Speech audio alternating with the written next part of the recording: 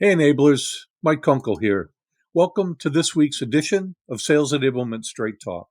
Today, I want to share some ideas about mastering sales diagnostics for enablement. Let's dive right in. We're going to talk about a lot of things in the newsletter that I go into in a little bit more detail in print, but I want to provide an overview here of a few things. And one of the things we're going to talk about is the necessity to truly understand your KPIs. And to do that, I shared this diagram of sales metrics lexicon. Most people don't really think about it to this level of detail. It's not always really that necessary, but measures are the independent values that you can track. Metrics are generally a combination of measures. It's a calculation of something that you want to track and follow. Leading indicators track progress toward an outcome. The lag indicator is that outcome.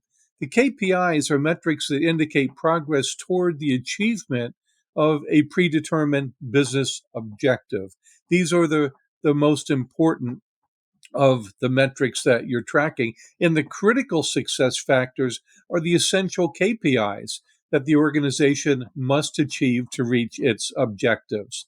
And I provide some examples here. This is just to get kickstarted and be thinking about what are the numbers you need to know to track.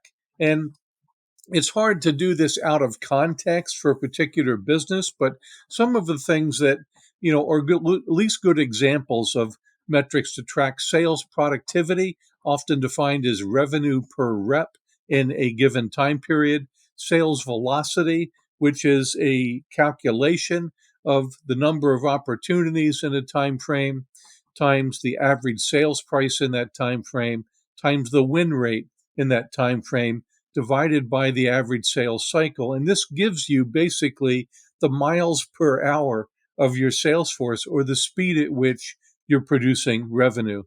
Then things like lead conversion rates from lead to opportunities, sales process stage conversion rates across the entire process, time and stage data. Is a deal languishing too long in one stage, indicating it's probably not fully qualified or moving forward? What are the opportunity qualification ratings if you have a system like that? And I do highly recommend it. Win rates, of course, revenue plan or quota plan attainment progress, right? Where should you be year to date? Where are you? Customer acquisition costs, customer satisfaction, customer lifetime value, all some examples of metrics that may be important for your business to track. Context reigns here, but again, some examples. One of the techniques we talk about in diagnosis is the 5 whys. Now, it's okay to just ask yourself why. If you're doing discovery or talking with someone else, better to find a different way to ask it. But the concept is still peel the onion at least 5 times to get to the root cause of something. And I provide some links in the newsletter to examples about this as well. One of the other diagnostic tools I shared is the Fishbone diagram. And commonly, if you're not sure of what some of the areas that you should dig into and ask questions about, material, machine, methods, environment, measurement, and people are a common framework for the Fishbone. But the idea here is cause and effect. What are the problems? What's causing it? What are the effects? And this thinking through this can be very helpful in diagnosing particular issues. Rome analysis is something that you've probably heard me talk about before if you follow my work. Rome is an acronym for results versus objectives. In other words, where are the results not where they should be or meeting the objectives or goals? That points out an outcome gap. And this could be an area worth exploring depending upon the importance of that metric and the size of the gap. If you do decide to dig in there, you can look first at the activities that the sales rep is performing. What are they doing? With whom? In other words, is it the right ICP, right buyers? How much of the inactivity are they doing? And as appropriate, when are they doing it and where? And very often, if you find gaps in the activities, doing the wrong things or with the wrong people or in the wrong quantities.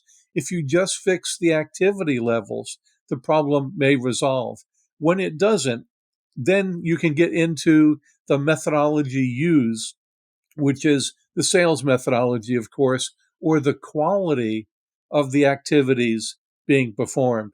I have never seen in probably 20 years of using this Rome analysis technique, if it's a skill based or behavior based problem, Rome will help you sniff it out. It's either in the activities or the way they're performing them. Now, something else that I do frequently is think about what's the right solution for this root cause problem that I have uncovered. And I have two things that I use as tools frequently here. One is what I call the solution selector, or in our sales coaching excellence course at Sparks IQ, it's the solution chart. And this is something that I adapted from the work of Ferdinand Fournier with his approval back in 2003, actually. And you list the conditions, like don't know something, and what are the reasons for the non-performance. And if they don't know something, they don't know what, why, or how to do something. And if that's the case, then training is the right solution, especially for what, why, and how to do it. Now, if they know what, why, and how, but they just need to do it better, you can focus in on the how and coach after you know that they have the training that they need. And then it goes on to think through incorrect thinking. If they think their way is better, your way won't work, something else is more important, indicating a lack of feedback, or they think they are doing it, which would be the lack of feedback. You can coach, counsel, or offer feedback for those things. It could also be misaligned consequences, other constraints, and these are the times when training or coaching will not help. Just as important to know that as it is to know when training and coaching are effective. The other tool I use here, as you see, is Meagher and Pipe's Performance Analysis Flowchart. This is a really great flowchart to dig into. And in the newsletter, I provide links of a larger version of these and a place where you can actually purchase this. It's not for sale by me, it's from the Meagher Consortium, who purchased Robert Meagher's IP. And it's a really great tool that you can use. Dig into that and see if you won't find it helpful. Now, we talk at one point about in this whole foray through diagnostics to get into a continuous improvement loop, right? And one of the best ways to do that is to focus in on sales competencies. This is another area where there isn't often a lot of definition or deep discussion. And so I provide this chart, I call it competency lexicon, and it gets into descriptions and examples of the job, the role, what is the competency, what are the tasks involved in that competency. You've possibly heard the term task analysis from training development. What are the task levels that someone can, what's the level of which they're doing a particular task? If you think back about Rome, right, that starts to get into the quality measure of how well are they doing it and what are the methods that they're using. And you can see that that these competency definitions actually sync up with Rome and Rome analysis, which is why that's such a great tool for diagnosing the challenges in activities and methodology. So dig into this in the newsletter and really understand the world of competencies, and then define the competencies for your methodology that your reps are using and that you're teaching. Then you can assess them. It's great when you can get the reps to assess themselves and then the managers to assess their reps. They'll have places where they agree and they're aligned, and they'll have areas of perceptual differences where they disagree. And that fosters some really great discussions, which then can be resolved by observation. And when that happens, you define the gaps, and then you can do things like training, coaching, counseling, or the other things to close those performance gaps, harkening back to the solution chart that we just looked at, right? This can be an incredible way to get into a continuous improvement loop. Now, if you look at this sales coaching framework, you see some inputs that are all about the competencies that we just talked about. You see the people, the seller and their manager. And I like to say that sellers own their development and the manager becomes like the guide or the Sherpa on their journey. And then you go through the process of diagnosing. Hey, there's the diagnosis thing again. Diagnosing the performance with Rome, planning a solution and picking the best one and the solution chart can help with that. Then you get into do and review, and do has two pieces. Really, it's a practice and training piece, whichever is necessary. Training if they don't know what, why, and how to do something. If they know how but need to do it better, you coach. But you do that in a session and then set them free to go do it in the real world and then get back together later to review it. And you loop through do and review until they get the results that they need.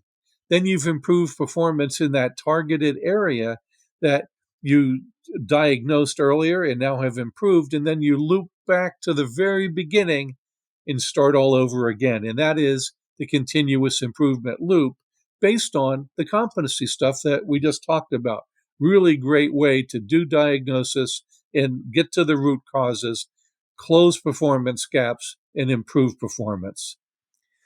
One of the other things I talk about in the newsletter is the power of cross-functional collaboration for diagnosis. Ken Blanchard said famously, none of us is as smart as all of us, right? And this is the whole concept that we in Enablement use with cross-functional collaboration already with the bricks in the wall and your sales enablement charter. So why not do the same thing with diagnosis? Get teams involved to tackle the issues that you uncover and to help you diagnose not only the root cause problem, but perhaps the best solutions. And you can share your tools with them, the solution chart or Megra's performance analysis flowchart, and do some of these things together. Create sort of a bonding with your cross-functional collaborators, certainly gains alignment around solutions, and gets you all rowing the boat in the same direction. And boy, if there isn't a better outcome than that out of diagnosis, I don't know what it would be. And then, of course, you want to get into another version of the continuous improvement loop. When you plan and you execute, then you measure, evaluate the results or the lack of results that you're seeing, make adjustments and iterate and go back through that loop again until you get the results that you're looking for. So these are some things that I share in this particular newsletter. Dig into the newsletter for a bit more detail. I wanted to walk through some of these things here in video and remind you that if you really want to become an expert at this, and trust me, I believe that we should in enablement, it's not going to happen by watching this video or just reading my newsletter once, right?